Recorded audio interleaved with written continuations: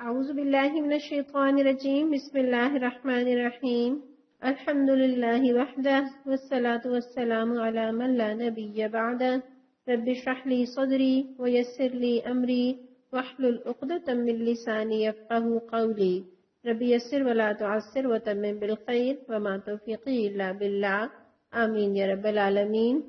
الحمدللہ، اللہ کی رحمت اور اس کی توفیق سے آج ہم سورہ مائدہ کی آیت نمبر 3 پڑھیں گے۔ اللہ تعالیٰ ارشاد فرماتے ہیں، حرمت حرام کر دیا گیا، علیکم تم پر، المیتۃ مردار، والدم اور خون، ولحم الخنزیر اور خنزیر کا گوشت، وما اور جو، اہلا پکارا گیا، لغیر اللہ بہ اس پر اللہ کے علاوہ کسی اور کا نام، یعنی مراد یہ ہے کہ وہ جانور جو اللہ کے علاوہ کسی اور کے نام پر ذبح کیا گیا ہو، والمنخنقۃ اور جو گلا گھٹ کر مرا، والموقوذۃ اور جو چوٹ کھا کر مرا، والمتردیۃ یا جو بلندی سے گر کر مرا، والنطیحۃ یا جو ٹکر کھا کر مرا ہو، وما اور جو اکلا کھایا ہو، السبع کسی درندے نے، الا ما ذکیتم مگر وہ جسے تم نے ذبح کر لیا، یعنی مراد یہ ہے کہ جسے تم نے زندہ پایا اور اسے تم نے اچھی طرح ذبح کر لیا، وما ذبح اور وہ جو ذبح کیا گیا ہو، علی النصب کسی آستانے پر، وان اور یہ کہ تستقسموا تم تقسیم کرو، بالازلامی تیروں کے ساتھ، اور اس کا دوسرا مطلب یہ ہے کہ تم قسمت کا حال معلوم کرو تیروں کے ذریعے یا پانسوں کے ذریعے۔ ذالکم فسق یہ تمام اعمال فسق ہیں، الیوم آج، یئس الذین مایوس ہو گئے وہ لوگ جو کفروا کفر کیا، من دینکم تمہارے دین سے، فلا تو نہ، تخشوہم تم ڈرو ان سے، واخشونی اور ڈرو مجھ سے، الیوم آج، اکملت لکم میں نے مکمل کر دیا تمہارے لیے، دینکم تمہارا دین، واتممت اور میں نے تمام کر دی، علیکم تم پر، نعمتی اپنی نعمت، ورضیت اور میں راضی ہو گیا یا میں نے پسند کر لیا یا میں نے قبول کر لیا، لکم تمہارے لیے، الاسلام دینا اسلام کو بطور دین۔ فمن اضطر پس جو کوئی مجبور کر دیا جائے، فی مخمصۃ انتہائی بھوک کی کیفیت میں، غیر متجانف بغیر اس کے کہ میلان ہو اس کا، لإثم گناہ کی طرف، فإن اللہ تو بے شک اللہ، غفور نہایت بخشنے والا، الرحیم بڑا ہی مہربان ہے۔ جیسا کہ آپ جانتے ہیں کہ ہم سورہ مائدہ پڑھ رہے ہیں، اور سورہ مائدہ نبی صلی اللہ علیہ وسلم کی زندگی کے بالکل آخری دور میں نازل ہوئی، اور اس میں بے شمار احکامات ہیں، حلال اور حرام کی تفصیل آئی ہے، اور یہ وہ احکامات ہیں کہ جو فائنل اور حتمی احکامات ہیں، نہ ان میں کوئی تبدیلی ہے اور نہ ہی یہ منسوخ ہوئے ہیں، اس لیے کہ یہ نزول قرآن کے آخری دور کی صورتوں میں سے ہے۔ پھر آپ دیکھتے ہیں کہ جب ہم نے سورت شروع کی تو اللہ تعالیٰ نے ایمان والوں کو مخاطب کیا، گویا اللہ اپنے ماننے والوں کو حلال اور حرام کی تفصیل بتاتا ہے، کھانے پینے کے حدود اور آداب سکھاتا ہے۔ پھر پہلی آیت میں آپ نے پڑھا تھا احلت لکم، یعنی تم پر حلال کر دیا گیا، گویا وہاں حلال کی تفصیل تھی، تو یہاں اللہ نے بتا دیا حرمت علیکم تم پر حرام کر دیا گیا، یعنی اس آیت میں حرام کی تفصیل آئی ہے۔ اور پھر پہلی ہی آیت میں ہم نے یہ بھی پڑھا تھا کہ جب اللہ تعالیٰ نے حلال کی فہرست بتائی تھی تو ساتھ ہی اللہ نے ارشاد فرمایا تھا کہ الا ما یتلی علیکم مگر وہ جو تمہیں پڑھ کر سنایا جائے گا، تو وہ بات جو اللہ تعالیٰ نے اس وقت ارشاد فرمائی تھی کہ سوائے ان کے کہ جو تمہیں پڑھ کر سنائے جائیں گے، اس کی تفصیل جو ہے وہ اس آیت میں ہمیں ملتی ہے۔ پھر آپ دیکھیے کہ اس میں اللہ تعالیٰ نے جو یہ ذکر کیا، حرمت تم پر حرام کر دیا گیا، یہ کوئی آٹومیٹکلی حرام نہیں ہوا، یہاں یہ بتایا جا رہا ہے کہ ایک با اختیار ہستی ہے جس نے تم پر یہ چیزیں حرام کی ہیں۔ اللہ سبحانہ و تعالیٰ نے یہ چیزیں حرام کی ہیں، اور کس پر کی ہیں؟ علیکم، اے وہ لوگوں جو ایمان کا دعویٰ کرتے ہو، جو دائرہ اسلام میں داخل ہوتے ہو، ان کے لیے یہ حلال اور حرام کی تفصیل ہے۔ پھر حرام میں سب سے پہلی چیز کیا بتائی گئی؟ المیتتو، میم یا تا کے روٹ ورڈ کے ساتھ میت، جیسے ہم اردو میں بھی مردے کے لیے یہ لفظ استعمال کرتے ہیں، تو میتتو سے مراد مردار ہے، اور مردار سے مراد ہر وہ حلال جانور جو بغیر ذبح کیے طبعی طور پر یا کسی حادثے کی صورت میں مر جائے، یا وہ شرعی طریقے کے خلاف ذبح کیا گیا ہو، مثلا گرم پانی میں ڈبو کر یا کرنٹ لگا کر یا جھٹکا دے کر اسے مارا گیا ہو، اور پھر اس میں نہ سانس رہی ہو نہ اس کے دل کی دھڑکن باقی رہی ہو، تو وہ کیا ہے؟ مردار ہے۔ ہاں اگر سانس باقی ہے تو شرعی طریقے سے ذبح کر کے اسے حلال کیا جا سکتا ہے۔ اب وہی رب کہ جس نے مردار کو حرام کیا ہے، اسی رب نے کچھ مردار کو حلال بھی کیا ہے، اور وہ کون سے مردار ہیں جو حلال ہیں؟ مردار میں سے مچھلی اور ٹڈی حلال ہیں، کیونکہ رسول اللہ صلی اللہ علیہ وسلم نے فرمایا کہ ہمارے لیے 2 مردار حلال کر دیے گئے ہیں، اور مردار کون سے حلال ہیں؟ مچھلی اور ٹڈی۔ ایک تو وجہ یہ کہ انہیں رب نے حلال کیا ہے، اور دوسری وجہ یہ بھی کہ ان کے اندر دم مسفوح نہیں ہوتا، یعنی بہتا ہوا خون نہیں ہوتا۔ اسی طرح ایک حدیث کے اندر آتا ہے، سیدنا ابو ہریرہ رضی اللہ عنہ بیان کرتے ہیں کہ رسول اللہ صلی اللہ علیہ وسلم سے سمندر کے پانی کے بارے میں پوچھا گیا تو آپ نے فرمایا کہ اس کا پانی پاک اور اس کا مردار حلال ہے۔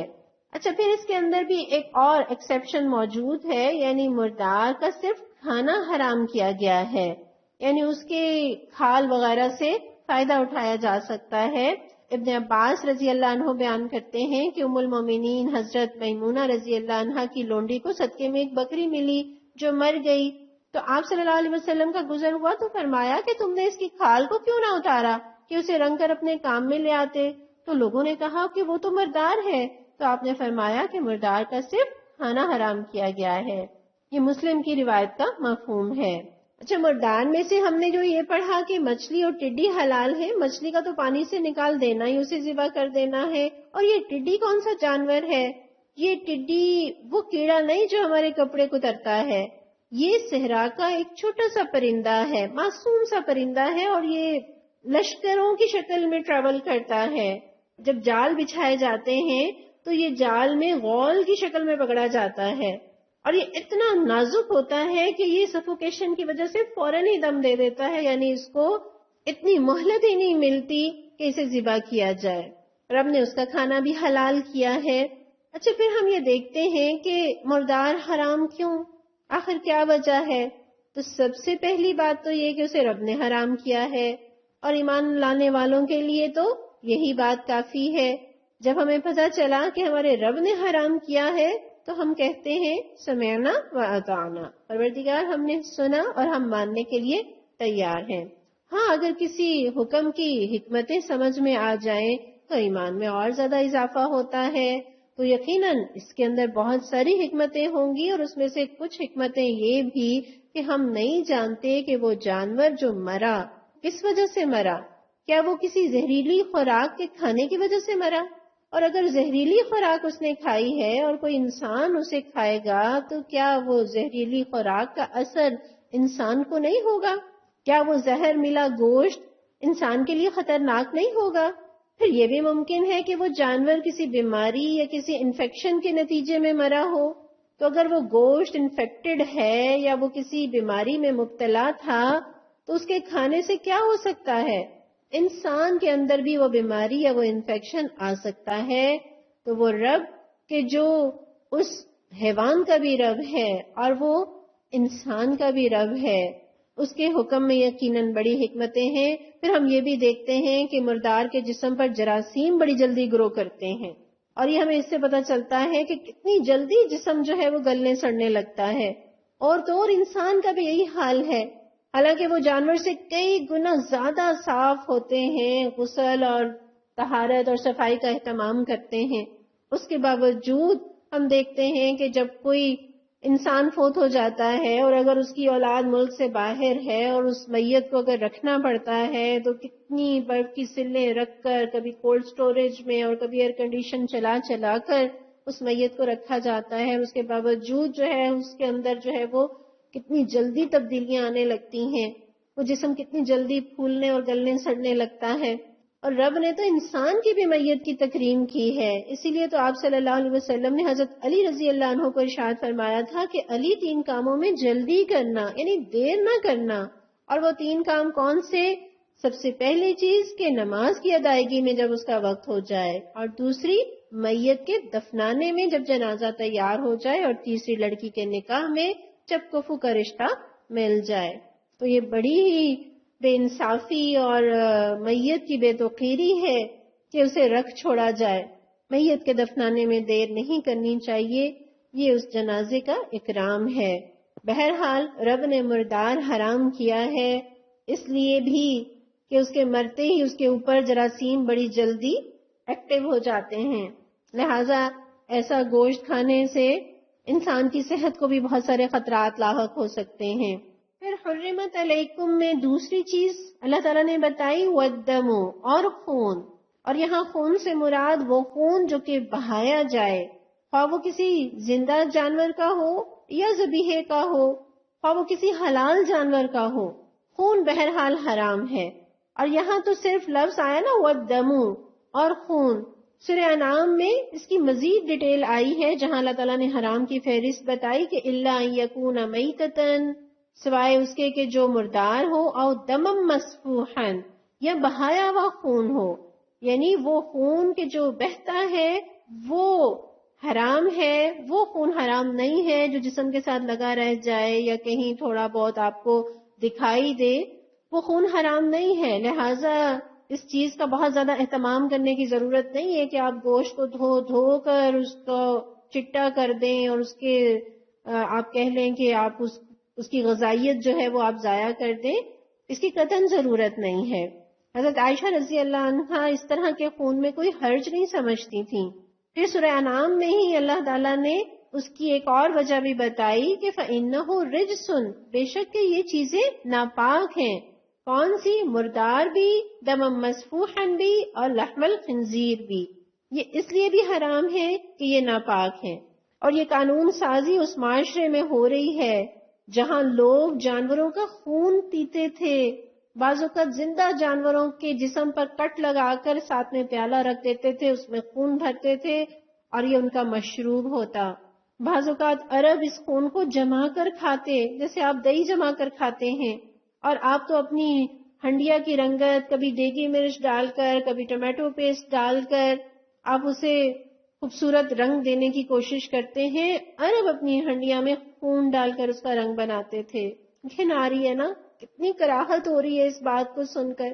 آپ سوچیں کہ نبی صلی اللہ علیہ وسلم نے ایسے جاہلوں کو اور ایسے گنواروں کو کتنے صبر کے ساتھ، کتنے تحمل کے ساتھ، کتنی برداشت اور کتنی حکمت کے ساتھ انسان بنایا، مسلمان بنایا، مہذب بنایا. اللہ یہ صبر اور برداشت اور تحمل ہمیں بھی سکھا دے. پھر آپ دیکھتے ہیں کہ خون جو حرام ہے اور کس لیے حرام ہے، اس میں بھی بڑی حکمتیں ہیں کہ خون میں سب سے زیادہ جراثیم گرو کرتے ہیں. اسے آپ کیریئر آف جرمز بھی کہہ سکتے ہیں. اور یہ تجربہ تو آپ میں سے ہر ایک کو ہوا ہوگا کہ جب بھی آپ بیمار ہوتے ہیں اور آپ ڈاکٹر کے پاس جاتے ہیں، سب سے پہلے وہ آپ کو بلڈ ٹیسٹ لکھ کر دیتے ہیں. یعنی آپ کے بلڈ سے وہ اندازہ لگاتے ہیں، اس کے ٹیسٹ، اس کی رپورٹ سے وہ اندازہ لگاتے ہیں کہ آپ کو کیا بیماری ہے. گویا ہر طرح کی بیماری اس خون کے اندر موجود ہے. اور آپ سوچئے کہ اگر وہ خون پی لیا جائے تو کیسی کچھ بیماریاں جو ہیں وہ انسان کو لاحق ہو سکتی ہیں. اچھا، بہایا ہوا خون تو حرام ہے، لیکن 2 خون ایسے ہیں کہ جنہیں اللہ تبارک و تعالیٰ نے حلال قرار دیا ہے. نبی صلی اللہ علیہ وسلم فرماتے ہیں کہ ہمارے لیے 2 خون حلال کر دیے گئے، اور وہ 2 خون کون سے ہیں؟ جگر اور تلی. یعنی جگر جسے آپ کلیجی کہتے ہیں، وہ ایک خون کا لوتھڑا ہی ہوتا ہے بیسیکلی، لیکن اسے اللہ تبارک و تعالیٰ نے حلال قرار دیا ہے. اسی طرح تلی جو کہ خون کو پروڈیوس کرتی ہے وہ بھی حلال ہے، اس کا کھانا بھی حلال ہے، کیونکہ یہ کلیجی اور تلی اس کے اندر بہتا ہوا خون نہیں ہوتا، لہٰذا یہ حلال ہیں. تیسری چیز جو اللہ تعالیٰ نے حرام قرار دی اس آیت کے اندر وہ کیا ہے؟ وَلَحْمُ الْخِنْزِيرِ، اور خنزیر کا گوشت. اور خنزیر خواہ پالتو ہو یا جنگلی، دونوں حرام ہیں. اور جس طرح اس کا گوشت حرام ہے، اسی طرح اس کے جسم کے باقی اعضاء بھی حرام ہیں. یعنی اس کے بال، اس کی کھال، اس کی چربی، اس کی ہڈی، اس کا ہر عضو جو ہے وہ حرام ہے. اور اسے اللہ تعالیٰ نے سورہ انعام میں رجسن کہا، یعنی یہ ناپاکی ہے، یہ گندگی ہے، نجاست ہے، اور یہ ایسا ناپاک جانور ہے کہ جس کے کھانے سے جسم اور روح دونوں ناپاک ہو جاتے ہیں۔ اب ہم دیکھتے ہیں کہ خنزیر حرام کیوں ہے، تو حرمت علیکم، اللہ نے حرام کیا ہے۔ اور دوسری بات یہ کہ اس کے حرام ہونے میں بھی بڑی حکمتیں ہیں، اور یہ حکمتیں کیا ہیں کہ ہم دیکھتے ہیں کہ غذا کے انسان کے جسم اور اس کی صحت پر بھی اثرات ہوتے ہیں، اور اس کی عادات اور اس کے مزاج پر بھی غذا جو ہے وہ اثر انداز ہوتی ہے۔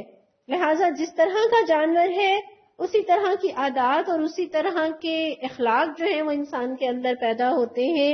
اسی لحاظ سے ہم دیکھتے ہیں کہ خنزیر انتہائی گندا اور غلیظ جانور ہے، اور یہ اتنا غلیظ ہے کہ یہ اپنی غلاظت خود کھا جاتا ہے، حتیٰ کہ اپنا پیشاب بھی پی جاتا ہے، اور انسانوں اور جانوروں کا فضلہ اس کی پسندیدہ ترین خوراک ہے۔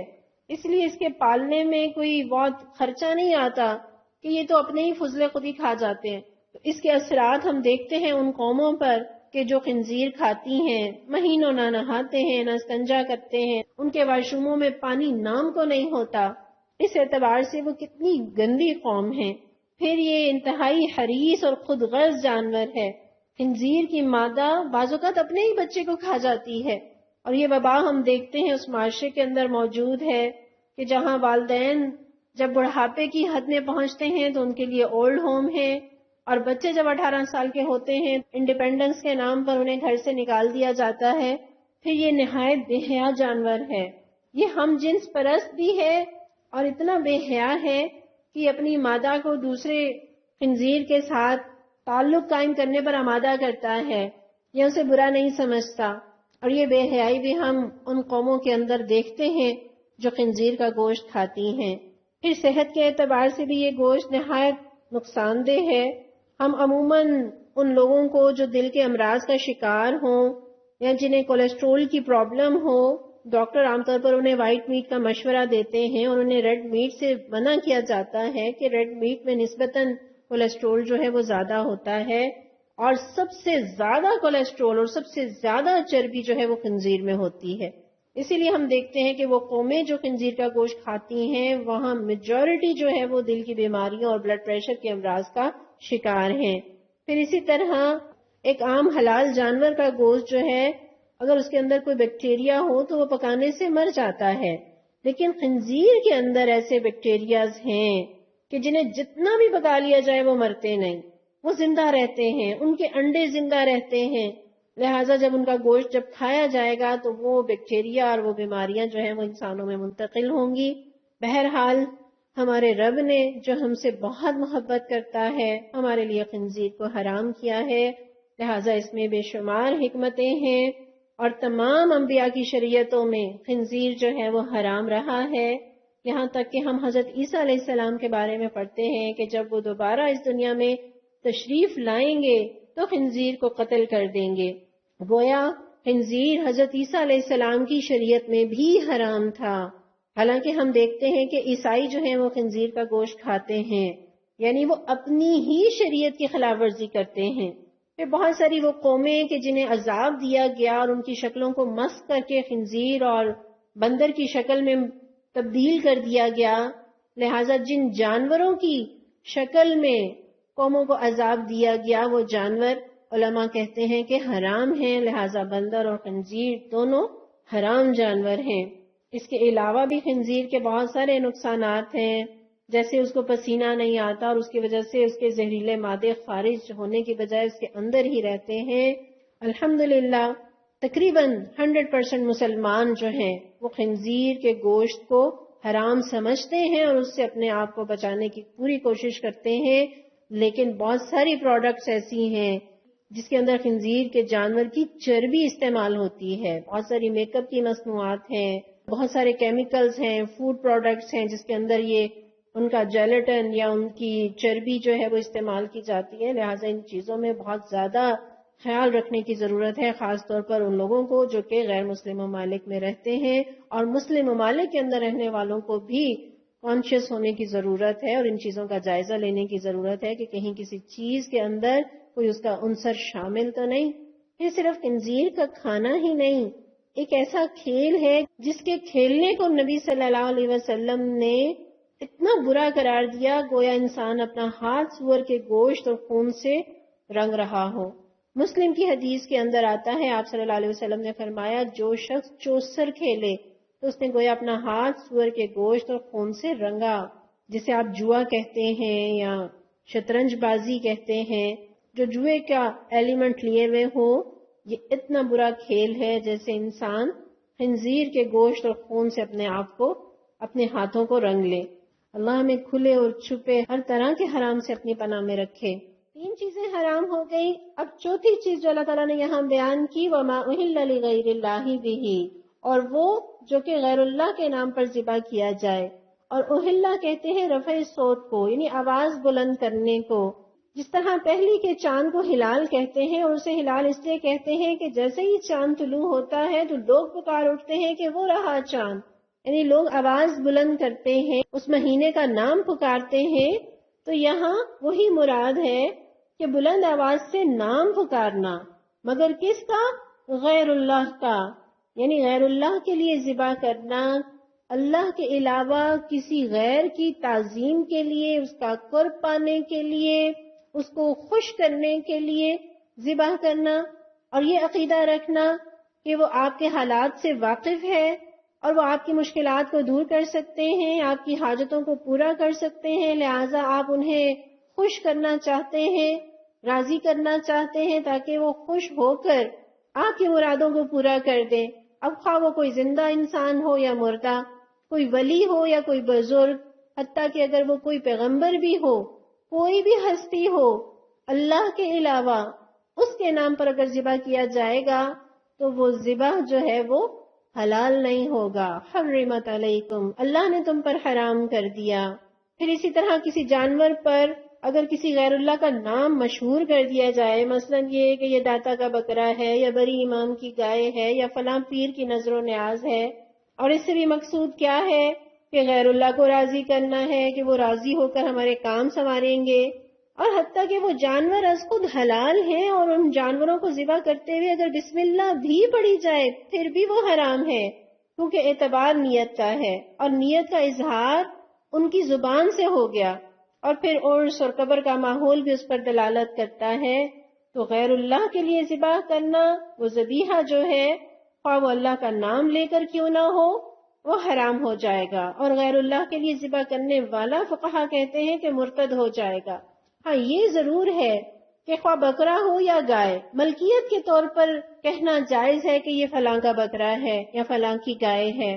پھر اصالِ ثواب کے لیے بھی نام لیا جا سکتا ہے، جیسے ہم قربانی کریں اور ہم یہ نیت رکھیں کہ اس کا ثواب جو ہے وہ نبی صلی اللہ علیہ وسلم کو پہنچے، یا ہمارے والدین کو پہنچے، یا ہمارے وہ رشتہ دار جو فوت ہو چکے ہیں، یا وہ رشتہ دار جو زندہ ہیں یا مردہ ہیں یا گھر والے ہیں، اللہ ان کو اس کا اجر پہنچائے۔ اصالِ ثواب کے لیے ایسے نام لینا جائز ہے، لیکن اس کے علاوہ کسی غیر اللہ کی تعظیم کے لیے، اسے راضی کرنے کے لیے اور اس کو خوش کرنے کے لیے تاکہ وہ آپ کی مشکلات کو دور کرے اور آپ کی مرادوں کو پورا کرے، اس کی خاطر جو ذبح کیا جائے گا، خواہ وہ اس کا نام لیا جائے اور خواہ اللہ کا نام لیا جائے، وہ جانور حرام ہو جائے گا۔ پھر فقہا یہ بھی لکھتے ہیں کہ وَمَا أُهِلَّ لِغَيْرِ اللَّهِ بِهِ میں جانور کے ذبح کرنے کے علاوہ اس ماں کے اندر وہ ساری چیزیں آ گئیں جو کسی غیر اللہ کی تعظیم کے لیے اور اس کا قرب پانے کے لیے دی جائیں یا چڑھائی جائیں۔ اب خواہ وہ کوئی اناج ہو، وہ کوئی کپڑا ہو، وہ کوئی اور چیز ہو، تو وَمَا أُهِلَّ لِغَيْرِ اللَّهِ بِهِ، تو ایسی منتوں اور مرادوں اور نیازوں کے کھانے اور چیزیں جو ہیں وہ حلال نہیں۔ اور آپ یہاں دیکھیں کہ مردار اور خون اور سور کے گوشت کا تذکرہ ایک ایک مرتبہ آیا، لیکن غیر اللہ کی تعظیم کے لیے جانور قربان کرنے کا تذکرہ 2 مرتبہ آیا ایک ہی آیت کے اندر۔ ایک تو یہاں وَمَا أُهِلَّ لِغَيْرِ اللَّهِ بِهِ، اور تھوڑا آگے آپ دیکھیں گے کہ وَمَا ذُبِحَ عَلَى النُّصُبِ، جو آستانوں پر ذبح کیا گیا ہو، گویا دوہرا تذکرہ اللہ تعالیٰ نے کیا۔ اس لیے عام لوگ جو نظریں بزرگوں اور مردوں کے لیے مان لیتے ہیں، جو تیل، چراغ، دیگر چیزیں بزرگوں کا تقرب پانے کے لیے ان کی قبروں پر لائی جاتی ہیں، علماء کا اجماع ہے کہ یہ ساری چیزیں حرام ہیں اور یہ فعل باطل ہے۔ اور ہم یہ بھی دیکھتے ہیں کہ مردار میں، خون میں، خنزیر کے گوشت میں ظاہری نجاستیں ہیں، لیکن وما اہل لغیر اللہ بہ میں آپ دیکھیں کہ وہ جانور بھی حلال ہے، صحت کے لیے نقصان دہ بھی نہیں ہے، اور بعض حالات میں وہ اللہ کا نام لے کر ذبح کیا گیا ہے لیکن غیر اللہ کی خاطر کیا گیا ہے، اس کی تعظیم کے لیے کیا گیا ہے، ظاہراً اس کے اندر کوئی نجاست نہیں، کوئی گندگی نہیں، لیکن یہاں پر مانوی نجاست ہے۔ رب نے جس طرح سے ظاہری نجاست کو حرام کیا ہے اسی طرح سے مانوی نجاست کو بھی حرام کیا ہے۔ عقیدے کا درست ہونا یہ بھی بہت ضروری ہے، اور عقیدے کی نجاست انسان کی زندگی اور اس کے کردار کو گندا کر دیتی ہے۔ پھر پانچویں چیز جو حرام ہے، والمنخنقۃ، وہ جانور جو گلا گھٹ کر مرا ہو، اسی سے خناق کا لفظ ہے نا، گلا گھٹنے کی بیماری کو خناق کہتے ہیں، تو وہ جانور جو گلا گھٹ کر مرا ہو، خواہ اتفاقاً رسی وغیرہ سے گھٹ کر مر جائے یا اس کا دم گھٹ جائے، یا جیسے بعضوں کا جانور کسی تنگ جگہ میں سر گھسا دیتے ہیں اور پھر سر نکال نہیں پاتے، اور اگر کوئی ان کا رکھوالا اس وقت موجود نہ ہو اور وہ وہیں دم دے دے، تو ایسا جانور بھی خواہ وہ حلال جانور ہی کیوں نہ ہو، جب وہ گلا گھٹ کر مر جائے گا تو وہ حرام ہے، الا یہ کہ اس میں اگر ابھی زندگی کے آثار باقی ہوں اور اسے ذبح کر لیا جائے۔ پھر چھٹی چیز جو حرام ہے، والموقوذۃ، موقوذہ کہتے ہیں وہ جانور جسے کسی لاٹھی یا پتھر وغیرہ کی چوٹ سے مارا جائے یا کسی چوٹ وغیرہ سے وہ مر جائے، اس کی موت واقع ہو جائے، اور فقہا بندوق کی گولی سے بھی مرنے والے جانور کو موقوذہ میں شامل کرتے ہیں، یعنی حلال جانور بھی کیوں نہ ہو، اگر وہ کسی بھاری چیز سے، کسی غیر دھار والی چیز سے اسے مارا جائے گا اور اس سے اگر اس کی موت واقع ہو جائے گی تو وہ موقوذہ ہے، اور موقوذہ جو ہے وہ حرام ہے۔ سیدنا رافع بن خدیج رضی اللہ عنہ بیان کرتے ہیں کہ میں نے عرض کی، اللہ کے رسول صلی اللہ علیہ وسلم، کل دشمنوں سے ہماری مٹ بھیڑ ہوگی اور ہمارے پاس چھری موجود نہیں، تو کیا ہم سرکنڈے سے ذبح کر لیں؟ تو آپ نے فرمایا، جو چیز بھی خون بہا دے اور اس پر اللہ کا نام لیا جائے تو اسے کھا لو، لیکن اسے دانت اور ناخن سے ذبح نہ کرو۔ اور وجہ کیا ہے کہ دانت ہڈی ہے اور ناخن حبشیوں کی چھری ہے، یعنی ایسی کسی چیز سے جو ہے وہ جانور کو ذبح نہیں کیا جائے گا جو اسے یکلخت مار دے اور اس کا خون نہ بہے۔ اسی میں آپ دیکھ لیجئے کہ وہ جانور جو جھٹکا دے کر مارے جاتے ہیں، جس سے ان کی ایک دم موت واقع ہو جاتی ہے، تو وہ ان کا کھانا حلال نہیں۔ پھر ساتویں چیز جو حرام ہے، والمتردیۃ، بلندی سے گر کر، یعنی کوئی جانور چوٹی پر کھڑا تھا، وہاں سے گر گیا، کسی کھائی میں گر گیا، چھت سے گر گیا، کسی بھی بلندی سے وہ گرا اور مر گیا تو وہ حرام ہے۔ والنطیحۃ، اور سینگ کھا کر مرنے والا، یعنی دو جانور تھے، ان کی آپس میں لڑائی ہو گئی، ایک نے سینگ مار مار کر دوسرے کو مار دیا، تو ایسے جانور بھی حرام ہے۔ وما اکل السبع، یا جسے کسی درندے نے مار کھایا ہو۔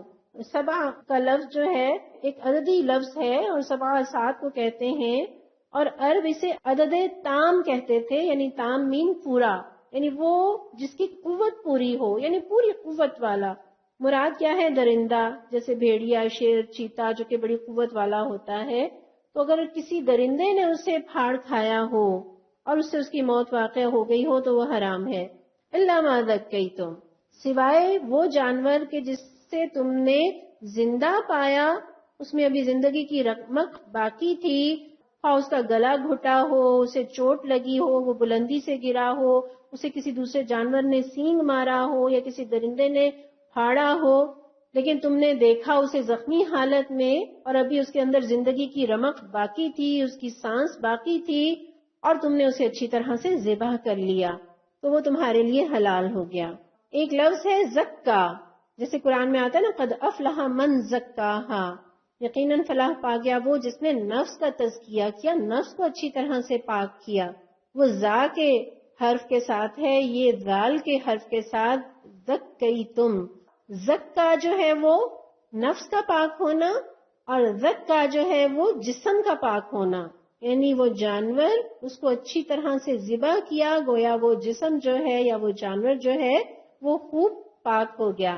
تو یہاں الا ما ذکیتم، اس کا تعلق یہ پچھلی 5 چیزوں سے ہے، اس کا تعلق مردار سے نہیں، خون سے نہیں، خنزیر کے گوشت سے نہیں ہے، وما اہل لغیر اللہ بہ کے ساتھ بھی نہیں ہے، لیکن منخنقۃ، موقوذۃ، متردیۃ، نطیحۃ اور وما اکل السبع، یہ 5 جو جانور ہیں ان سے اس کا تعلق ہے کہ اگر ان کے اندر جان باقی ہو اور مرنے سے پہلے اسے ذبح کر لیں تو وہ حلال ہے۔ اور شرعی ذبح کا طریقہ کیا ہے کہ حلال جانور کو بسم اللہ اللہ اکبر یا بسم اللہ واللہ اکبر کہہ کر کسی تیز دھار آلے سے اس طرح اس کا گلا کاٹا جائے کہ اس کی کچھ رگیں کٹ جائیں، یعنی ساری رگیں، پوری گردن نہ کٹے، کچھ رگیں کٹ جائیں، اور اس سے کیا ہوتا ہے کہ اس کا دماغ اور دل کا کنیکشن رہتا ہے، دماغ سے دل کو حکم ملتا ہے، دل دھڑکتا ہے، اور چونکہ اس کی کچھ رگیں کٹی بھی ہوتی ہیں تو اس کا دل کے دھڑکنے کی وجہ سے اس کا خون جو ہے وہ ان کٹی ہوئی رگوں سے بہہ بہہ کر نکل جاتا ہے، اور وہ جانور خوب اچھی طرح سے خون کی نجاست سے پاک ہو جاتا ہے۔ پھر نحر بھی شرعی ذبیحے کا طریقہ ہے، جس طرح قرآن میں اللہ تعالیٰ فرماتے ہیں نا فَصَلِّ لِرَبِّكَ وَانْحَرْ، اپنے پروردگار کے لیے نماز پڑھ اور قربانی کر۔ تو نحر بھی قربانی کا شرعی طریقہ ہے جس میں کھڑے اونٹ کے حلق کے گڑے میں چھری وغیرہ مار دی جاتی ہے۔ اور اسلام کا ذبح کرنے کا طریقہ نہایت بہترین ہے، اس میں اس ذبح ہونے والے جانور کے لیے بھی کم سے کم تکلیف ہے اور وہ کھانے والے کے لیے بھی بہترین ہے، کیونکہ خالق دونوں کا ایک ہی ہے۔ جانور بھی اللہ کی مخلوق ہے اور انسان بھی اللہ کی مخلوق، اس لیے اللہ نے ایسا طریقہ عطا کیا ہے جس سے جانور کو بھی کم سے کم تکلیف ہوتی ہے اور انسان کے لیے بھی وہ فائدہ مند ہوتا ہے۔ اور اسلام کے طریقے میں تو اس قدر ہدایات ہیں کہ کھنڈ چھری سے نہ ذبح کیا جائے، تیز دھار آلے سے ذبح کیا جائے، کسی دوسرے جانور کے سامنے ذبح نہ کیا جائے، اور کھلا پلا کر ذبح کیا جائے، بھوکا پیاسا رکھ کر ذبح نہ کیا جائے۔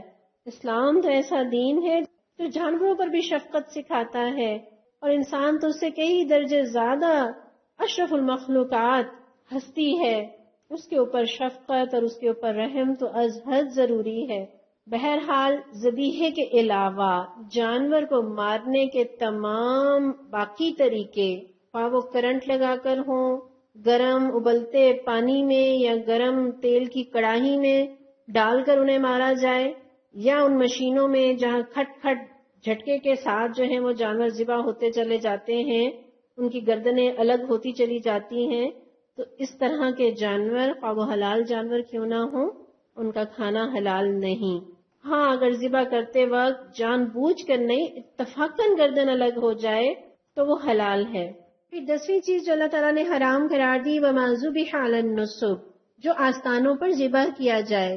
اور یہ آستانوں پر ذبح کرنا کیا ہے؟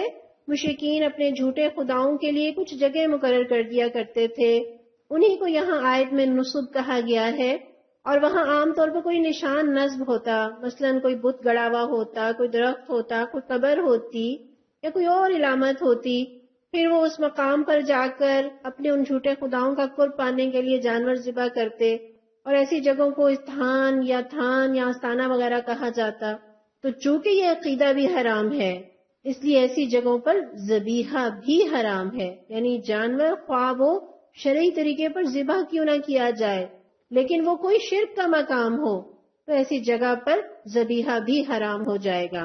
ثابت بن ضحاک رضی اللہ عنہ بیان کرتے ہیں، ابو داؤد کی روایت میں آتا ہے کہ رسول اللہ صلی اللہ علیہ وسلم کے زمانے میں ایک شخص نے نظر مانی کہ وہ بوانا کے مقام پر اونٹ نحر کرے گا، تو وہ رسول اللہ صلی اللہ علیہ وسلم کے پاس آیا اور کہنے لگا کہ میں نے بوانا کے مقام پر اونٹ نحر کرنے کی نظر مانی ہے۔ تو نبی صلی اللہ علیہ وسلم نے فرمایا کیا وہاں ایام جاہلیت کے استھانوں میں سے کوئی استحام تھا؟ تو لوگوں نے کہا نہیں۔ پھر آپ نے مزید پوچھا کیا وہاں مشرکین کی عیدوں میں سے کوئی عید تھی، یعنی ان کے میلوں میں سے کوئی میلہ تھا؟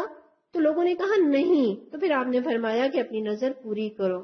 تو یہ اتنی تفصیل آپ صلی اللہ علیہ وسلم نے کیوں پوچھی؟ ایک تو یہ کہ اللہ کی نافرمانی میں نظر پوری کرنا بھی جائز نہیں، اور دوسرا یہ آپ دیکھیں کہ پوچھنے والا شخص مسلمان بھی ہے اور صحابی بھی ہے، اور وہ اللہ کے لیے ذبح کرنا چاہ رہا ہے، لیکن آپ صلی اللہ علیہ وسلم اس سے تاکیداً پوچھ رہے ہیں کہ وہ جس جگہ پر تم نے ذبح کرنے کی نیت کی ہے کہیں وہ کوئی شرک کا گھڑا تو نہیں، اور وہ دن بھی مشرکوں کا کوئی مشہور دن نہ ہو، ان کا کوئی میلہ یا ان کی کوئی عید کا دن نہ ہو۔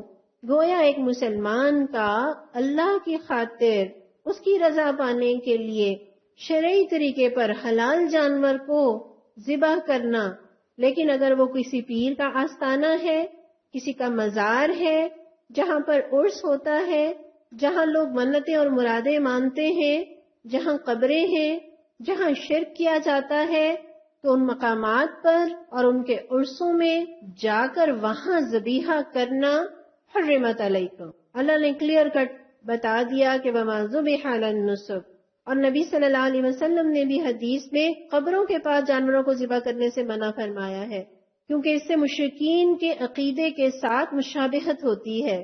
پھر مسلم کی ایک حدیث کے اندر آتا ہے اللہ تعالیٰ نے لعنت فرمائی ہے اس آدمی پر جو غیر اللہ کے نام پر جانور ذبح کرتا ہے۔ تو غیر اللہ کے نام پر جانور ذبح کرنا بھی اللہ کی رحمت سے دور کرنے والا کام ہے، اور ان سے مشابہت کرنے کو بھی حرمت علیکم۔ اس آیت میں 11ویں چیز جو اللہ تبارک و تعالیٰ نے اہل ایمان پر حرام کی وہ کیا ہے؟ وَأَن تَسْتَقْسِمُوا بِالْأَزْلَامِ، اور ان الفاظ کے دو مفاہیم ہیں۔ ایک مفہوم تو یہ ہے کہ تم پر حرام ہے کہ تم آپس میں ایک دوسرے کو تقسیم کرو تیروں کے ذریعے، اور دوسرا مفہوم یہ ہے کہ تیروں اور پانسوں کے ذریعے قسمت کا حال معلوم کرنا تم پر حرام ہے۔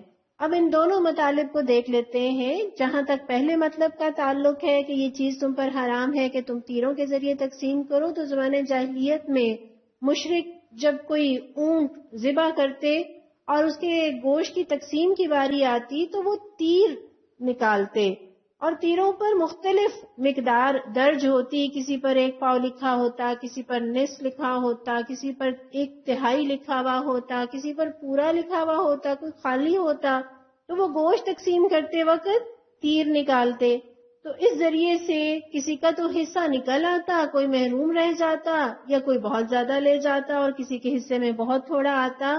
اب آج تو ہم گوشت کو اس طرح سے تقسیم نہیں کرتے، لیکن ہم یہ جانتے ہیں کہ یہ آیات تو صرف اس دور کے لیے نہیں تھیں، قیامت تک کے لیے، تمام انسانوں کے لیے اللہ تعالیٰ نے ان آیات کے ذریعے ہمیں لائحہ عمل دیا ہے۔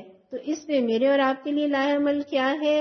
یعنی وہ تمام طریقے جن میں بہت سے لوگوں کا سرمایہ لگا ہوا ہو اور وہ چیز کوئی ایک یا چند لوگ لے جائیں اور باقی محروم رہ جائیں، تو یہ چیز حرام ہے۔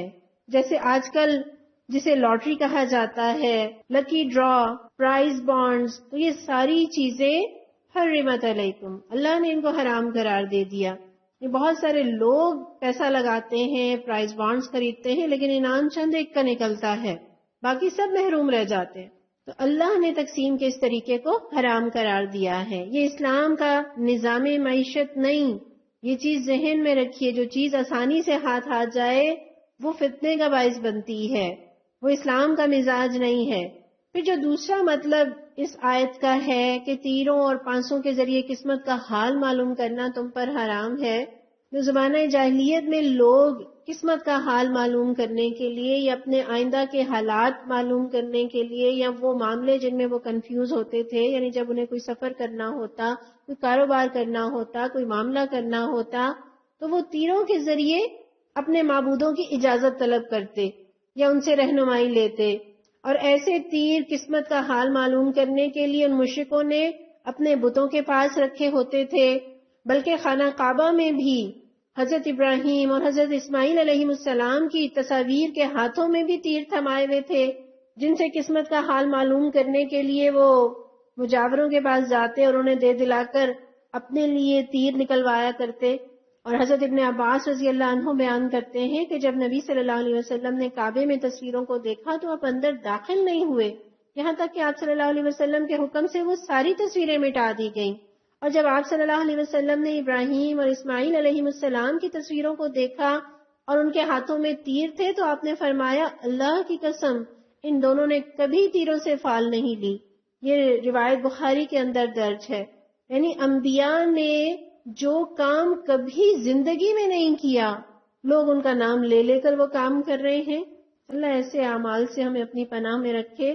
پھر اس دور میں لوگوں نے اپنے ساتھ بھی قسمت آزمائی کے لیے یہ تیر اپنے تھیلوں میں رکھے ہوتے تھے. جیسے سراقہ بن مالک رضی اللہ عنہ ہی کا واقعہ ہے کہ جب رسول اللہ صلی اللہ علیہ وسلم ہجرت کے لیے مکہ سے روانہ ہوئے تو کفار قریش نے کچھ قاصد ان کے پاس بھیجے اور پیشکش کی کہ رسول اللہ صلی اللہ علیہ وسلم اور ابو بکر رضی اللہ عنہ کو اگر کوئی شخص معاذ اللہ قتل کر دے یا قید کر کے لے آئے تو اسے ہر ایک کے بدلے میں 100 اونٹ دیے جائیں گے.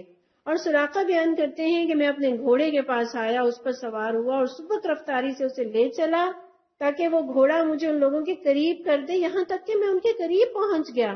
اتنے میں گھوڑے نے ٹھوکر کھائی، میں اس پر سے گر پڑا. میں اٹھا اور میں نے اپنا ہاتھ اپنے ترکش میں ڈالا اور ان میں سے تیر نکال کر فال نکالی کہ میں انہیں نقصان پہنچا سکتا ہوں یا نہیں. اور فال میں وہ چیز نکلی جو مجھے پسند نہیں تھی، لیکن پھر بھی میں اپنے گھوڑے پر سوار ہوا اور میں نے فال کی کوئی پرواہ نہیں کی.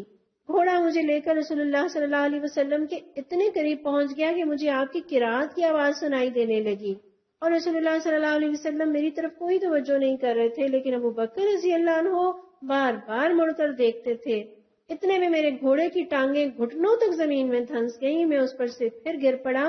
میں نے گھوڑے کو ڈانٹا اور بڑی مشکل سے اس کی ٹانگیں باہر نکالی. جب وہ سیدھا کھڑا ہوا تو اس کی وجہ سے بہت سا غبار دھوئیں کی طرح آسمان کی طرف بلند ہوا اور میں نے پھر تیروں سے فال نکالی. پھر وہی نکلا جو مجھے پسند نہیں تھا.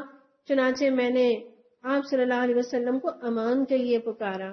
اور وہ مشہور فقرہ نبی صلی اللہ علیہ وسلم نے ارشاد فرمایا، سراقہ کیا حال ہوگا جب تمہارے ہاتھ میں کسرا کے کنگن ہوں گے.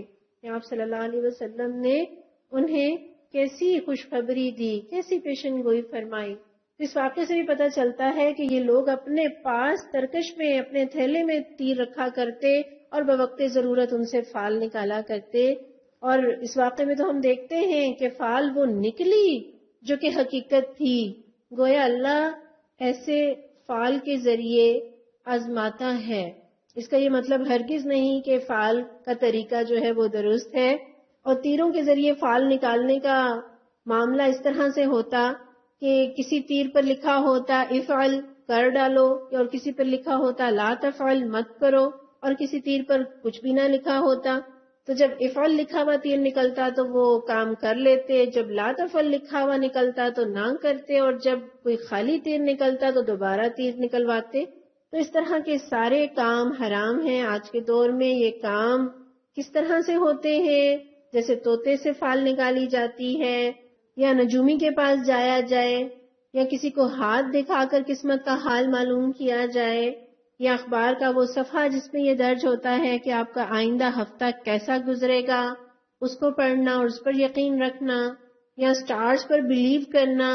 آپ کا جو سٹار ہے آپ ویسا ہی مزاج بھی رکھتے ہیں، اس پر بلیو کرنا.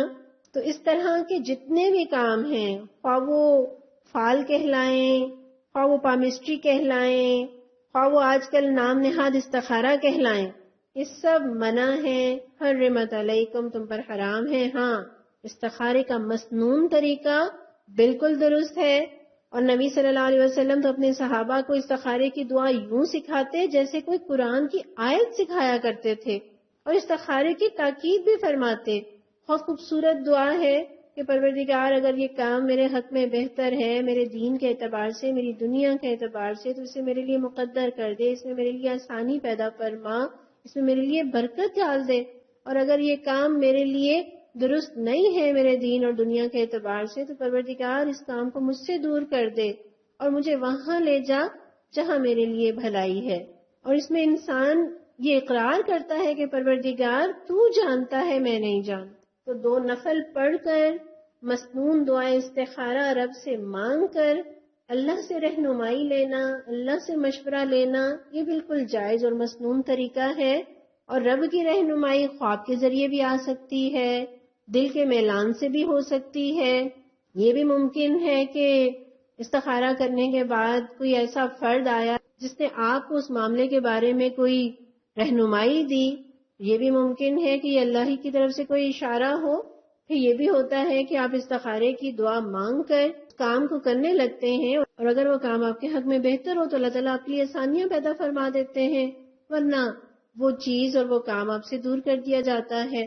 تو استخارے کا طریقہ تو جائز اور مسنون ہے، لیکن یہ استخارہ کسی صورت جائز نہیں جو کسی تھرڈ پرسن کو کہا جائے اور وہ چند منٹوں میں آپ کو اس کا کوئی جواب دے دے، اس کا اس مسنون استخارے کے ساتھ کوئی تعلق نہیں۔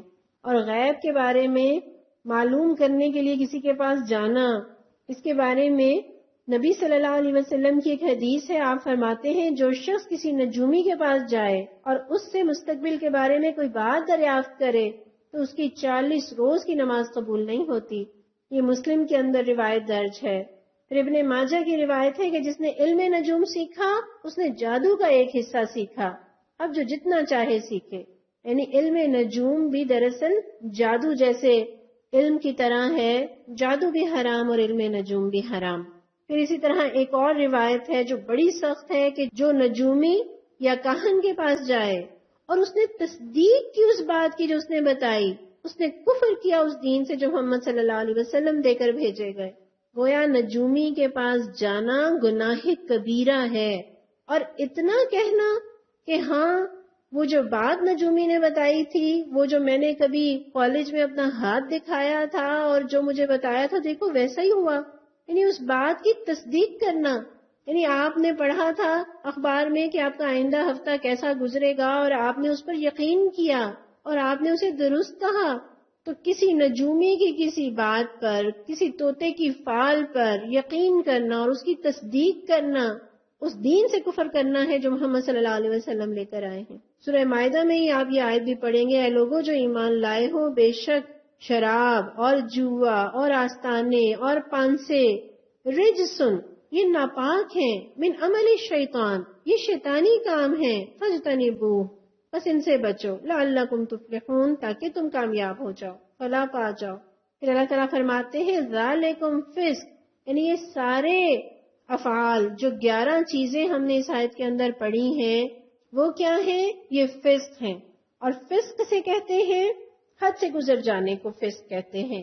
عربی لغت میں ایک محاورہ ہے فسقت الرطبۃ عن القشرہ، یعنی شہادت کی انگلی کی پور ایک کھجور پر عرب رکھتے، انگوٹھے سے دباتے، اس کی گٹھلی پھدک کر دور جا گرتی، تو اس کو وہ کہتے فسقت الرطبۃ عن القشرہ، یعنی پھدک کر گٹھلی کا دور نکل جانا، گر جانا۔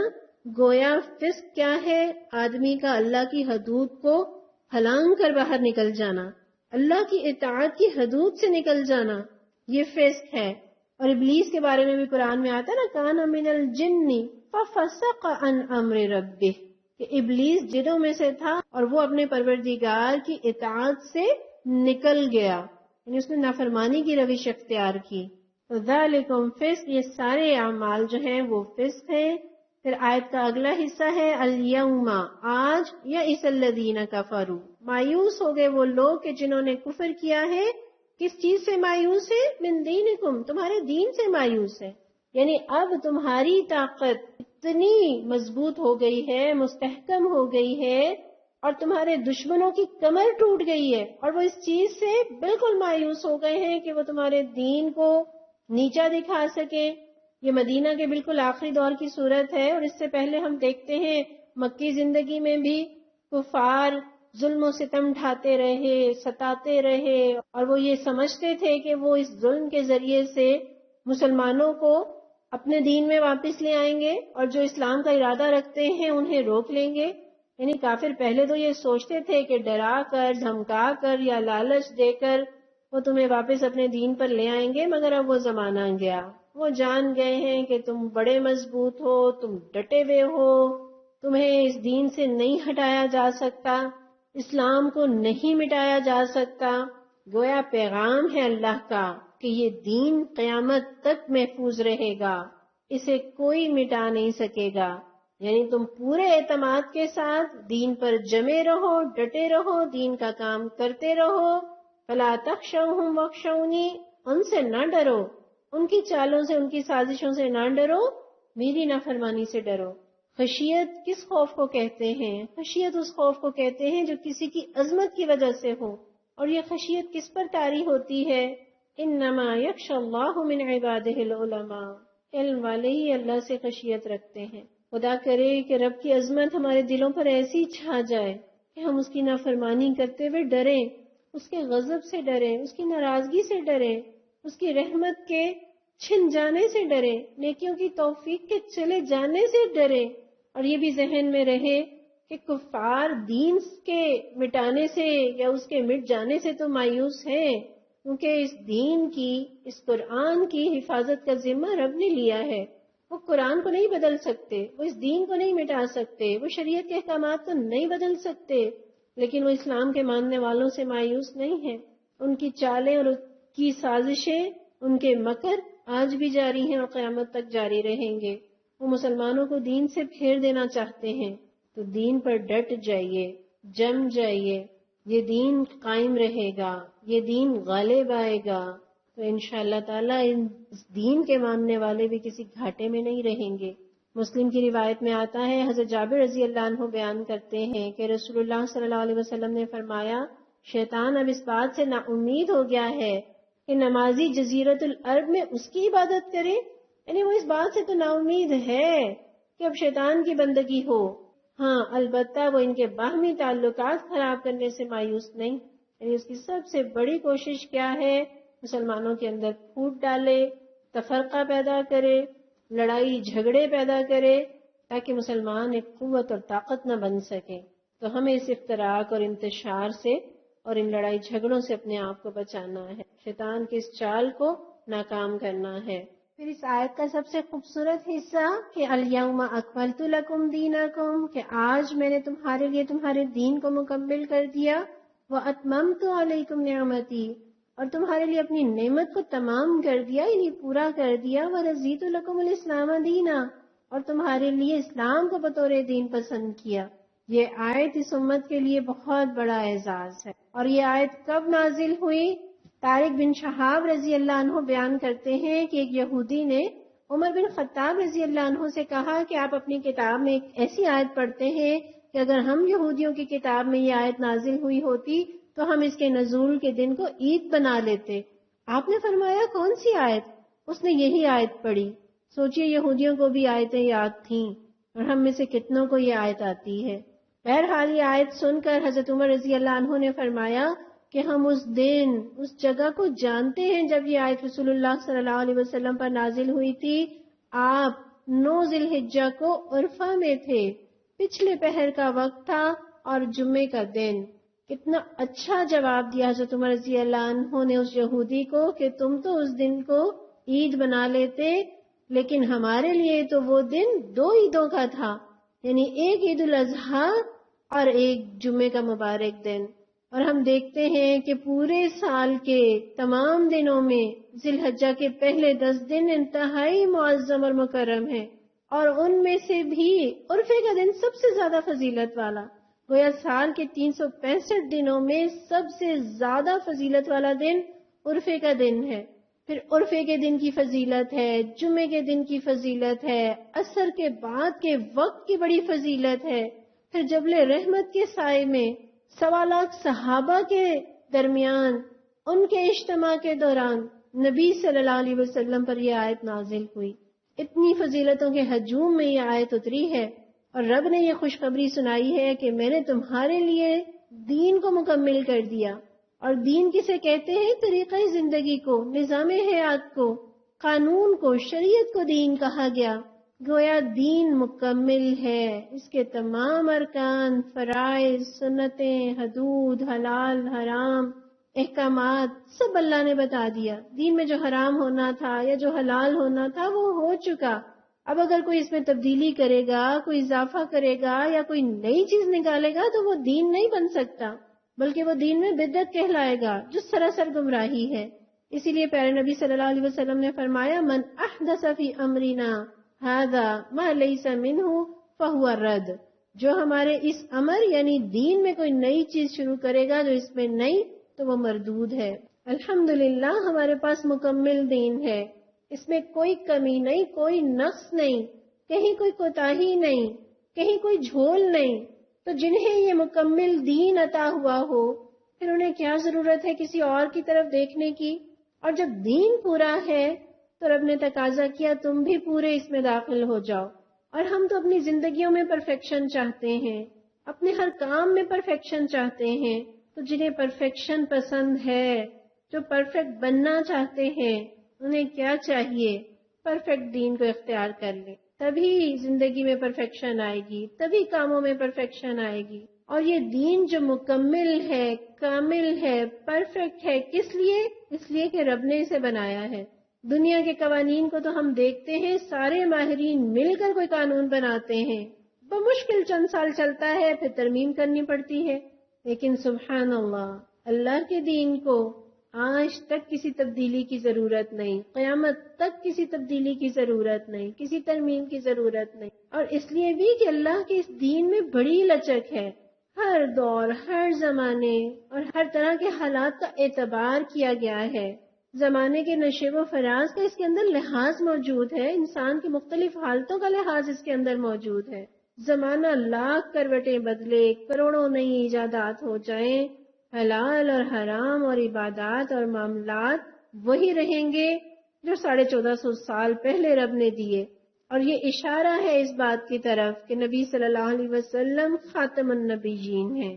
سیدنا ابو ہریرہ رضی اللہ عنہ بیان کرتے ہیں کہ آپ نے فرمایا میری اور دوسرے پیغمبروں کی مثال جو مجھ سے پہلے ہو چکے ہیں ایسی ہے جیسے کسی شخص نے گھر بنایا اور اس کی خوب زیبائش اور آرائش کی، لیکن اس کے کونوں میں سے ایک کونے میں ایک اینٹ کی جگہ چھوڑ دی. بس لوگ اس کے ارد گرد پھرنے لگے اور انہیں وہ عمارت پسند آئی اور کہنے لگے یہ ایک اینٹ یہاں کیوں نہ رکھی گئی. نبی صلی اللہ علیہ وسلم نے پھر فرمایا کہ میں وہ اینٹ ہوں اور میں خاتم الانبیاء ہوں. گویا آپ کے آنے سے یہ دین مکمل ہو گیا.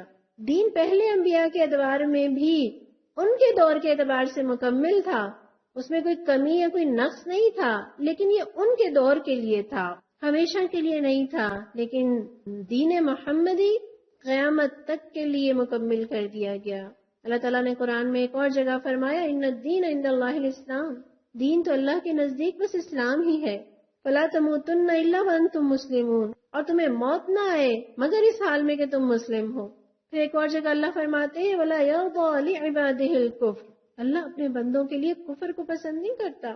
اور یہ بھی رب نے فرما دیا کہ وَمَن يَبْتَغِ غَيْرَ الْإِسْلَامِ دِينًا فَلَن يُقْبَلَ مِنْهُ، جو اسلام کے علاوہ کوئی اور دین لے کر آیا، کوئی اور طریقہ زندگی لے کر آیا، کوئی اور لائف سٹائل لایا، کوئی اور قانون لایا، کسی اور قانون کی پیروی کی تو وہ اس سے ہرگز قبول نہیں کی جائے گی. یہ آیت سن کر عام مسلمان تو بڑے خوش ہوئے، جبکہ حضرت ابو بکر رضی اللہ عنہ پر گریہ طاری ہو گیا. وہ رونے لگے کیونکہ وہ جان گئے تھے کہ جو مشن لے کر نبی صلی اللہ علیہ وسلم آئے ہیں وہ مشن مکمل ہو چکا، لہٰذا اب آپ کا قیام اس دنیا میں بہت تھوڑا رہ گیا ہے.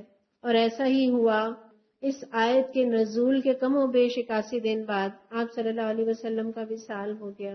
اس آیت کے اندر دو الفاظ اکملتو اور اتممتو بظاہر ایک ہی طرح کے ہیں، ایک ہی معنی اور مفہوم رکھتے ہیں، لیکن کچھ فرق ضرور ہے اس کے اندر. اور وہ فرق کیا ہے؟ اکملتو کا مطلب یہ ہے کہ جو غرض تھی وہ پوری ہوئی، اور اتممتو کا مطلب ہے کہ اب کسی اور چیز کی ضرورت یا حاجت باقی نہیں رہی. اب کسی اور دین کی، کسی اور شریعت کی، کسی اور کتاب کی انسانوں کو ضرورت نہیں. ایک مرتبہ حضرت عمر رضی اللہ عنہ نے تورات پڑھ کر سنانا چاہی تو آپ صلی اللہ علیہ وسلم نے فرمایا کیا تمہیں آج بھی تورات سے ہدایت کی ضرورت ہے؟ مجھے قسم ہے اس ذات کی جس نے مجھ پر قرآن اتارا ہے، آج اگر موسیٰ علیہ السلام بھی آ جائیں انہیں بھی میری اتباع کے بغیر چارہ نہیں ہوگا. جس کے پاس صاف شفاف پانی کا چشمہ موجود ہو بھلا وہ گدلے پانی کے لیے کہیں اور کا رخ کیوں کرے گا؟ تو یہاں اللہ تعالیٰ نے یہ بتایا کہ میں نے اپنی نعمت کو تم پر کس طرح سے تمام کیا، تمہیں اسلام کی نعمت دے کر. تو اس سے پتہ چلتا ہے کہ اصل نعمت دراصل اسلام کی نعمت ہے. نعمت پوری تب ہوتی ہے جب انسان کو اسلام کی اور ہدایت کی نعمت ملتی ہے. بلا شبہ صحت بھی اللہ کی بہت بڑی نعمت ہے، دولت بھی اللہ کی نعمت ہے، عہدہ اللہ کی نعمت ہے، اولاد اللہ کی نعمت ہے، زندگی کا مل جانا عمر کا لمبا ہونا یہ بھی اللہ کی نعمت ہے، لیکن اگر ہدایت نہیں تو یہ ساری چیزیں نعمت نہیں۔ صحت ہے لیکن اسلام کی نعمت نہیں تو یہ صحت حرام کاموں میں صرف ہوگی، اللہ کے عذاب اور اللہ کے غضب کا باعث بنے گی، تو یہ صحت نعمت نہیں، عذاب ہے۔ پھر اگر دولت ہو انسان کے پاس اور اس کے پاس ہدایت کی نعمت نہ ہو، اسلام کی نعمت نہ ہو، تو یہ دولت اسے تباہ و برباد کر دے گی۔ اسی طرح عہدہ ہو لیکن ہدایت نہ ہو تو وہ ظلم کرے گا، اپنے اختیارات کا ناجائز استعمال کرے گا، لہذا یہ عہدہ اس کے لیے اللہ کے غضب کا باعث بنے گا۔ اسی طرح زندگی اور اولاد، اگر ان نعمتوں کے ساتھ اسلام کی نعمت جڑی ہوئی ہے، ہدایت کی نعمت جڑی ہوئی ہے، تو اولاد بھی آنکھوں کی ٹھنڈک اور زندگی بھی اور وقت بھی فائدہ دے گا۔ اور اگر ان کے ساتھ ہدایت کی نعمت نہیں تو نافرمان اولاد اور بگڑی ہوئی اولاد والدین کو دکھ ہی دے گی، ان کے لیے صدقہ جاریہ کا باعث نہیں بنے گی۔ اور ایسی زندگی جس کے ساتھ ہدایت نہیں، تو ایسی زندگی میں انسان اپنے لیے گناہوں کا وبال ہی جمع کرے گا۔ تو اللہ ہمیں ان ساری نعمتوں کے ساتھ اسلام کی نعمت عطا کرے۔ اسلام کی نعمت ملتی ہے تو نعمت مکمل ہوتی ہے۔ آیت کے آخری حصے میں دیکھیے اللہ تعالیٰ فرماتے ہیں فَمَنِ اسْتُرَّ فِي مَخْمَصَةٍ، یعنی جو کوئی شدید بھوک میں مجبور کر دیا جائے، غیر متجانف لِإِثْمٍ، بغیر اس کے کہ گناہ کی طرف اس کا کوئی میلان ہو یا رغبت ہو، فَإِنَّ اللَّهَ غَفُورٌ رَحِيمٌ، تو وہ اللہ کو بخشنے والا اور مہربان پائے گا۔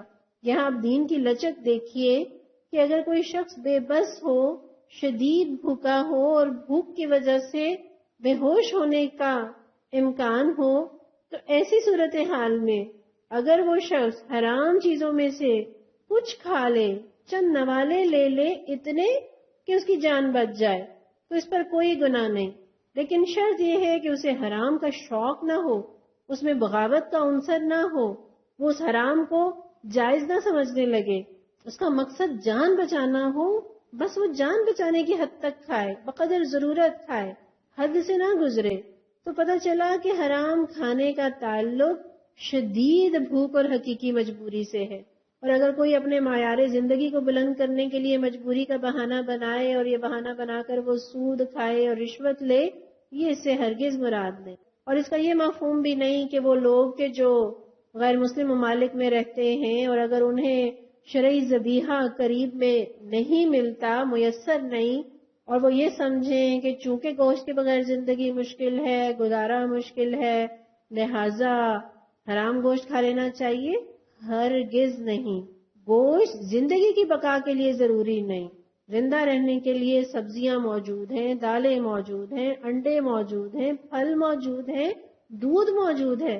گوشت کھانا زندہ رہنے کے لیے ضروری نہیں، بلکہ گوشت کے بغیر زیادہ صحت مند زندگی گزاری جا سکتی ہے۔ اس لیے یہ کوئی دلیل نہیں کہ حلال گوشت میسر نہیں تو اب کیا کیا جائے، حرام کھا لیا جائے، ہرگز نہیں۔ یہاں ضرورتاً مجبوری کی حالت میں حرام کھانے کی بقدر ضرورت رخصت دی گئی ہے، اور رخصت بہرحال رخصت ہے، اور حرام بہرحال حرام ہے۔ نہ حرام شیر مادر بن سکتا ہے اور نہ رخصت کوئی ابدی پروانہ ہے، یعنی ایسا نہیں ہے کہ وہ ہمیشہ کے لیے وہ چیز جائز ہو گئی، وہ اس وقت کے لیے اتنی ضرورت کے لیے کہ جان بچ جائے اتنی رخصت ہے، اس سے زیادہ اس کی اجازت نہیں۔ اور اسی طرح اس میں بھی رخصت ہے، اگر کسی کو جان بچانے کے لیے کلمہ کفر بھی کہنا پڑ جائے، لیکن اگر اس کا دل ایمان پر مطمئن ہو، جمع ہوا ہو، تو اللہ اس کے کلمہ کفر پر گرفت نہیں فرمائے گا، لیکن یہ ایمان کا کمزور درجہ ہے۔ افضل یہی ہے جو حدیث میں آتا ہے نا کہ اللہ کے نبی صلی اللہ علیہ وسلم نے فرمایا کہ اللہ کے ساتھ شرک نہ کرنا، خواہ تمہارے ٹکڑے ٹکڑے کر دیے جائیں، خواہ تمہیں قتل کر دیا جائے، خواہ تمہیں سولی دے دی جائے یا آگ میں زندہ جلا دیا جائے، یہ پھر بھی شرک نہ کرنا۔ اور بخاری کی روایت میں آپ صلی اللہ علیہ وسلم نے یہ ارشاد فرمایا، جس کا مفہوم ہے کہ اس شخص نے ایمان کی مٹھاس پالی جس میں 3 نشانیاں ہیں کہ جسے اللہ اور اس کا رسول سب لوگوں سے بڑھ کر محبوب ہو جائے، اور وہ جس سے بھی محبت کرے اللہ کی رضا کے لیے کرے، اور پھر تیسری چیز کہ کفر سے اللہ کی طرف نجات ملنے کے بعد دوبارہ کفر کی طرح لوٹنا اسے اس طرح ناپسند ہو گویا آگ میں ڈالا جانا۔ تو گویا اعلیٰ ترین درجہ کیا ہے ایمان کی حلاوت کسے ملے گی جو مجبوری میں بھی اور جان پر بن جانے کے موقع پر بھی اسلام ہی کی حدود پر قائم رہے۔ بہرحال اس رخصت کا تذکرہ قرآن میں اور جگہ پر بھی آتا ہے، فَمَنِ اسْتُرَّ غَيْرَ بَاغٍ وَلَا عَادٍ فَلَا إِثْمَ عَلَيْهِ، بس جو مجبور کر دیا جائے بغیر اس کے کہ وہ بغاوت کا ارادہ رکھتا ہو یا حد سے گزر جانے والا ہو تو اس پر گناہ نہیں، بے شک اللہ بخشنے والا مہربان ہے۔ آج کی اس آیت میں ہمارے لیے بہت سارے اسباق تھے، اللہ تعالیٰ نے حرام کی فہرست بتا دی، ہمیں پتہ چل گیا کہ ہمیں کون کون سی چیزیں نہیں کھانی، کون کون سے جانور حرام ہیں، اور ہم یہ جانتے ہیں کہ حرام کھانے کے اثرات انسان کی زندگی پر ہوتے ہیں، اور حرام کھانے والے کی تو نیکیاں اور عبادتیں بھی اللہ قبول نہیں کیا کرتے، بلکہ حرام کھانے والے سے نیکی کی توفیق ہی اللہ چھین لیا کرتے ہیں۔ حرام کھا کر پھر حرام کام ہی ہوتے ہیں، پھر مزاروں پر، آستانوں پر، شرک کے مقامات پر جانور قربان نہیں کرنے، غیر اللہ کو خوش کرنے کے لیے، ان کا قرب پانے کے لیے کوئی ادنا سی چیز بھی ان پر نہیں چڑھانی، اور یہ کہ لاٹری، پرائز بانڈ، پامیسٹری، قسمت کا حال معلوم کرنا کسی بھی ذریعے سے، کسی بھی طریقے سے، یہ حرام ہے۔ پھر یہ کہ اپنے دین پر فخر کریں کہ ہمارے پاس ایک مکمل اور پرفیکٹ دین ہے، کانفیڈنٹ ہوں، اور کسی اور دین اور کسی اور مذہب اور کسی اور کلچر سے متاثر ہونے کی ہمیں ضرورت نہیں۔ اور اللہ کسی ایسی مجبوری اور آزمائش سے مجھے اور آپ کو اپنی پناہ میں رکھے کہ جس میں جان بچانے کے لیے ہمیں حرام لقمہ لینے کی نوبت آئے۔ اللہ سے اپنے گناہوں کی بخشش اور اس کی رحمت کا سوال کرتے ہیں، اور یہ بھی دعا ہے کہ پروردگار جو کچھ میں نے سچ کہا، درست کہا، اللہ اسے اپنی بارگاہ میں قبول کر لے، اسے ہمارے دلوں اور ہمارے عملوں میں اتار دے، اور جو کوئی کوتاہی ہوئی ہو پروردگار اسے معاف فرما کر ہماری اصلاح فرما۔ آمین یا رب العالمین۔